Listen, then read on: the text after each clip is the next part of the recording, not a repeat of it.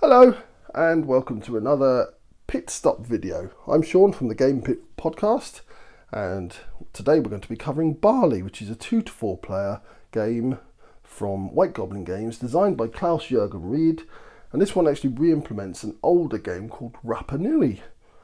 So in Bali, we are actually the inhabitants of Bali itself, and we're going to be sacrificing produce in order to appease the gods. So on the table, I'm going to start here with the 4 sacrifices. These are banana, peanut, pepper and rice. In the middle of the table you see the sacrificial altar where those sacrifices are going to go to appease those gods. And here we have what's called the offer. Now there are 4 types of card in the offer. The currency of the game is stone, and these here are victory points. So on a turn you're going to be able to do 4 different things.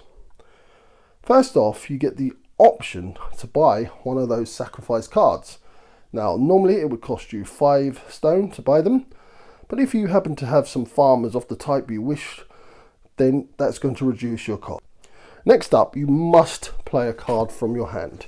Now, you're always going to have a hand of 3. So in this case, I am going to place a stonemason, and that doesn't cost me anything. Priests also don't cost anything. A shrine will cost 7 to place. It will also trigger a sacrifice phase, which we'll talk about that later because that's all to do with end of game scoring. And a farmer, the first one's going to be free. The second one of the same type is going to cost you 1 stone. And if you manage to lay 3 of the same type, it's going to cost you 2 stone to do that. Next up, once you've decided what you're laying down, you must draw back up to 3 cards. Now the last card that you take will obviously reveal something. Now the last reveal is going to trigger an action. Now if I were to take this card and reveal a stonemason, stonemasons are going to garner for everybody 1 stone for every stonemason they have, with a bonus 1 for the person with the most. If I were to take this card away and put that in my hand, it would reveal this shrine. And on a shrine, you get to choose victory points or stone. If I would decide to take this rice farmer, I'm going to reveal a priest. Priests are straight up points. Person with the most priests is going to get an extra point, but everybody else is going to get a point for however many priests they have. And last up are the farmers. They work slightly differently. You're only going to get 1 if you've got any farmers of that type at all, 1 produce. But again, the person with the most is going to get a second one. Now, I mentioned about placing an altar.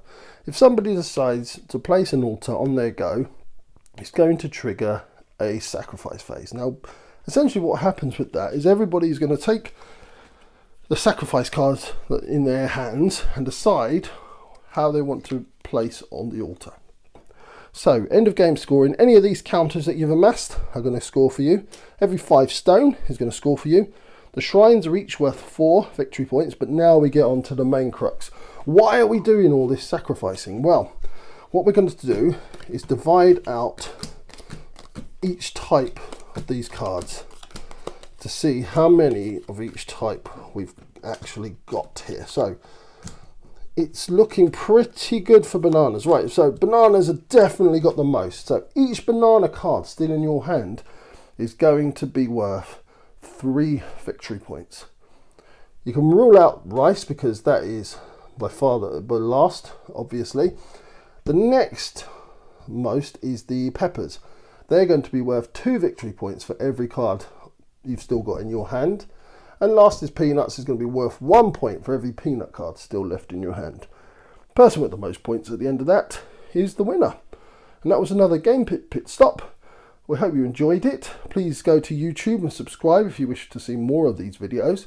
And for more in-depth coverage of tabletop gaming, please go to the Game Pit podcast, wherever you get your podcasts. Thank you very much for watching.